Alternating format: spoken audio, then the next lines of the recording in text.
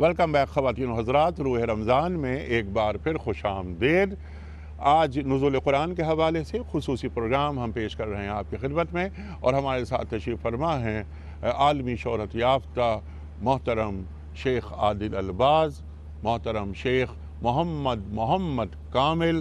یہ دونوں حضرات مصر سے ہیں، اور تشریف فرما ہیں شیخ رجا ایوب، آپ کا تعلق تنزانیہ سے ہے، اور تشریف فرما ہے محترم استاد شیخ شجاع الدین۔ خواتین و حضرات، تلاوت قرآن کریم ہو رہی ہے۔ ہمارے دو معزز قرآن نے تلاوت قرآن کریم کی سعادت حاصل کی۔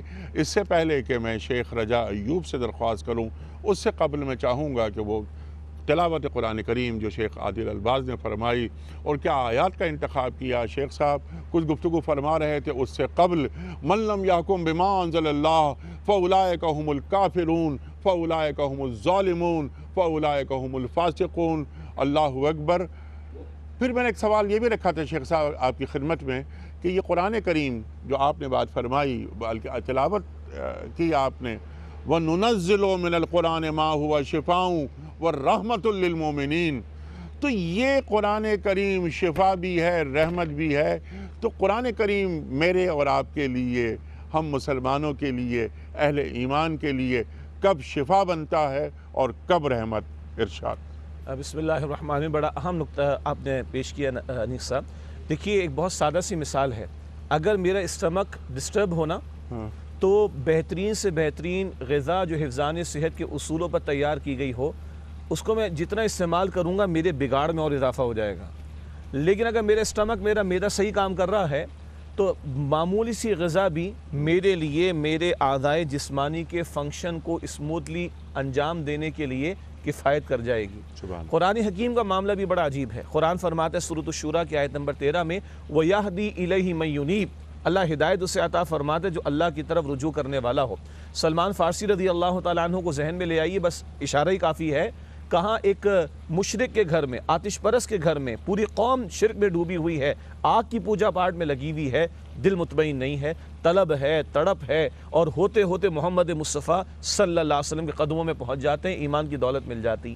ابو لہب تو حضور کے درمیان موجود ہے، حضور کا پڑوسی بھی ہے، حضور کا چچا بھی ہے، بہترین عربی بھی اس کو آتی ہے، امام الانبیاء اور مبلغ اعظم محمد رسول اللہ صلی اللہ علیہ وسلم قرآن سنا رہے ہیں، لیکن دل کا سوئچ آف ہے، طلب نہیں ہے، تڑپ نہیں ہے، تو ہدایت نہیں مل سکی۔ تو یہ قرآن کب میرے اور آپ کے لیے شفا بنے گا؟ جب ادھر طلب ہوگی سچی، ادھر تڑپ ہوگی سچی۔ جو اللہ فرماتا ہے نا، اللہ فرماتا ہے حدیث قدسی میں، میرا بندہ مجھے دل میں یاد کرتا ہے، اللہ فرماتا ہے میں بھی دل میں یاد کرتا ہوں۔ وہ ایک بالش میری طرف آتا ہے، میں ایک ہاتھ بھر اس کی طرف آتا ہوں۔ وہ چل کر میری طرف آتا ہے، میں دوڑ کر اس کی طرف آتا ہوں۔ قرآن کہتے ہیں سورہ عنکبوت کے آخر میں، وَالَّذِينَ جَاهَدُوا فِينَا لَنَهْدِيَنَّهُمْ سُبُلَنَا۔ اور جو لوگ ہماری راہ میں جد و جہد کریں گے، محنت کریں گے، اسٹرگل کریں گے، ہم اپنے راستوں کی ہدایت ان کو دے دیں گے۔ عجیب نقطہ، راستہ تو ایک ہے صراط مستقیم کا جو اللہ کی طرف لے جانے والا، مگر اللہ کہاں کہاں سے مدد عطا فرمائے، کہاں کہاں سے بندے کو پکڑ کر اس پر چلا کر منزل مقصود تک پہنچا دے، وہ ذرائع بے شمار ہو سکتے ہیں۔ تو آئیے اس ماہ مبارک میں تہیہ کریں، ہم رمضان میں قرآن کی تلاوت کریں گے بھی اور سنیں گے بھی، اور طلب و تڑپ کے ساتھ قرآن کے ترجمے کو بھی سمجھنے کی کوشش کریں گے۔ ہدایت کی طلب و تڑپ کے ساتھ جب ہم کھڑے ہو کر اہدنا الصراط المستقیم کہیں گے، تو خدا کی قسم اللہ انگلی پکڑ پکڑ کر مجھے اور آپ کو چلائے گا۔ سبحان اللہ، سبحان اللہ، سبحان اللہ، سبحان اللہ۔ تڑپ، ایک لگن، اور سورہ عنکبوت کی جو آخری آیت، اللہ اکبر، اللہ اکبر، والذین جاہدوا فینا لنہدینہم سبلنا۔ اللہ کی طرف جو مجاہدہ کرتا ہے، کوشش کرتا ہے، اللہ اس کے لیے راستے کھولتا چلا جاتا ہے، تو پھر قرآن کریم شفا بھی بن جاتا ہے اور حکمت کا مظہر بھی بن جاتا ہے۔ خواتین و حضرات، ایک بریک کی طرف جا رہے ہیں، واپس آئیں گے، شیخ رجا ایوب کی خدمت میں درخواست کریں گے تلاوت قرآن کریم کے لیے۔ ایک بریک۔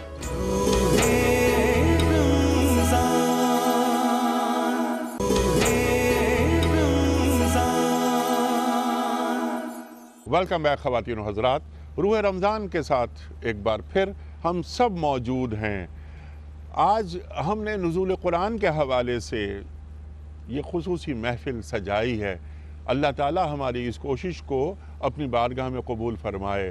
ہمارے ساتھ تشریف فرما ہیں دنیا کے ممتاز قرہ محترم شیخ محمد کامل صاحب، شیخ عادل الباز صاحب، رجا ایوب صاحب اور ممتاز عالم دین محترم مولانا شجاع الدین شیخ صاحب۔ خواتین و حضرات، ماہ رمضان نزول قرآن کا مہینہ، شہر رمضان الذی انزل فیہ القرآن ھدی للناس، اللہ تعالیٰ قرآن کریم میں ارشاد فرما رہا ہے۔ بہت سی باتیں ہو گئیں، بہت سے نکات سامنے آئے، لیکن یہ محض یہ گفتگو جو شیخ صاحب نے فرمائی، جو نکات تعلیم فرمائے، یہ محض لفظوں کی جگالی نہیں ہے، تقاضا کرتی ہے ہم سے کہ قرآن کریم کو پڑھا جائے، سمجھا جائے، عمل کیا جائے اور وہاں تک پہنچایا جائے جہاں تک قرآن کریم اب تک نہیں پہنچا۔ یہ ذمہ داری ہے ایک مسلمان کی، کیونکہ جیسا کہ شیخ صاحب نے فرمایا اور ہمارا ایمان ہے کہ ختم نبوت ہو گئی، کار نبوت باقی ہے۔ یا ایھا الرسول بلغ ما انزل الیک من ربک، اللہ تعالیٰ قرآن کریم میں فرما رہا ہے۔ اب میں درخواست کروں گا، now I request Mr. Raja Ayyub to please recite few verses from Quran. أعوذ بالله من الشيطان الرجيم.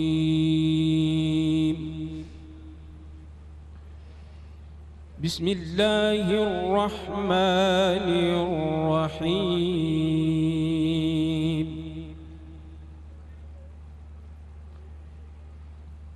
لو أنزلنا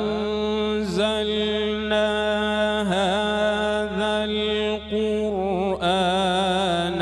على جبل لرأيته خاشعا. ما شاء الله. لرأيته خاشعا متصدعا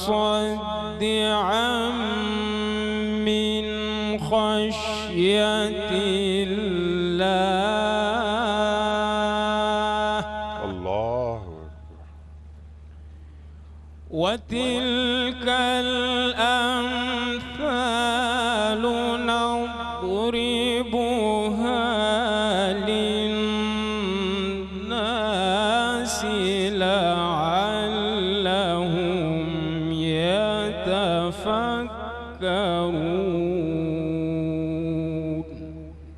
ما شاء الله. لو أنزلنا هذا القرآن على جبل لرأيته خاشعا متصدعا من خشية الله أكبر. وتلك الأمثال نضربها للناس لعلهم يتفكرون.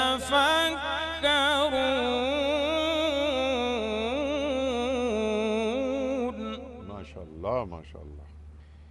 لو أنزلنا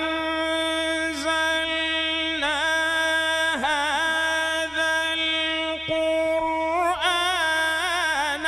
على جبل لرأيته خاشعا متصدعا من خشية الله.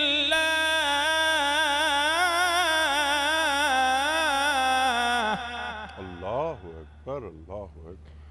وتلك الأمثال نضربها للناس لعلهم يتفكرون.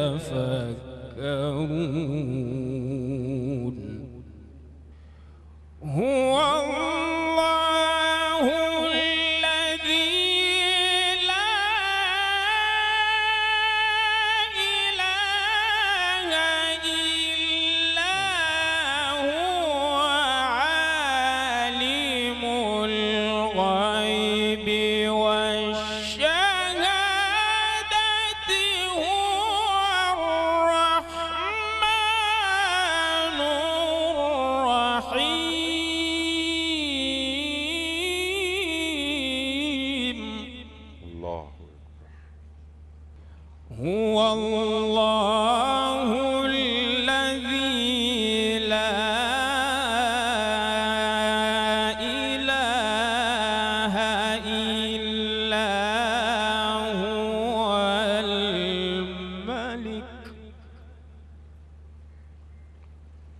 القدوس السلام المؤمن المهيمن العزيز الجبار المتكبر سبحان الله.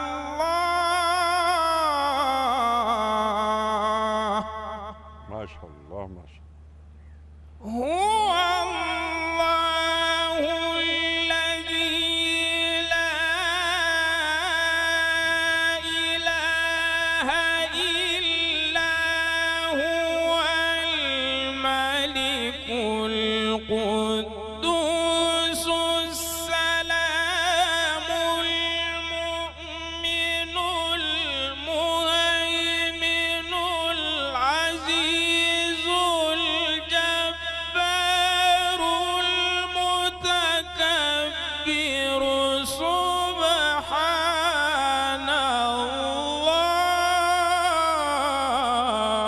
الله. الله أكبر الله أكبر. سبحان الله عما يشركون.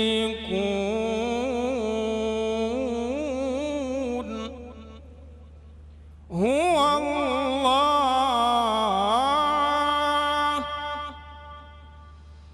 هو الله الخالق البارئ المصور له الأسماء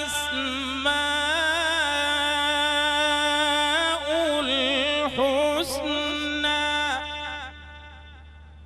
يسبح له ما في السماوات والأرض وهو العزيز الحكيم. صدق الله العظيم. ماشاء اللہ شیخ رجا ایوب. خواتین و حضرات، میں دل کی تمام تر گہرائیوں کے ساتھ اپنے تینوں غیر ملکی مہمان اور ایک ملکی مہمان آپ چاروں کا بڑا شکر گزار. میں شیخ عادل الباز کا بڑا شکر گزار، میں شیخ محمد کامل کا بڑا شکر گزار، میں شیخ رجا ایوب کا بڑا شکر گزار. آپ حضرات تشریف لائے اور یہ خصوصی جو محفل ہم نے جس کا اہتمام کیا اس میں آپ نے تلاوت قرآن کریم کے ذریعے ہمارے دلوں کو منور کیا. اسی کو حرارت ایمانی کہتے ہیں شاید. شیخ صاحب میں آپ کا بڑا ممنون. حسب روایت آج بھی ہم نے آپ سے بہت سیکھا. اپنے میزبان انیق احمد کو کل تک کے لیے اجازت دیجیے. خدا حافظ.